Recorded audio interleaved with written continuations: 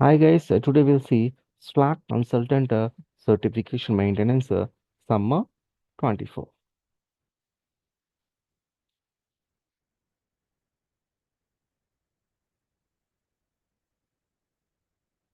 Okay, so what functions can be DLP admins roles perform?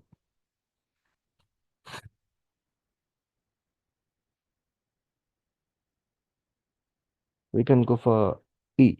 Create and manage the DLP rules, take action on DLP violations. Which of the following capabilities are now available in the DLP dashboard?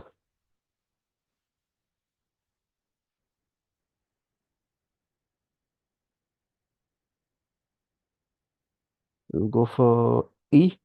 So target rules to Slack connect channels and select from pre-configured rules to scan the Slack for personality identified information. So which of the following system roles allows an individual to sign out users from their device through a user table in the organization dashboard? We can go for the security administration.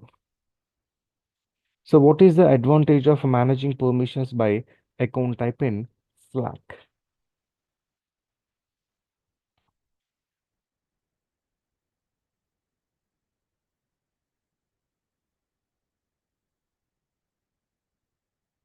We'll go for B and C. That's A.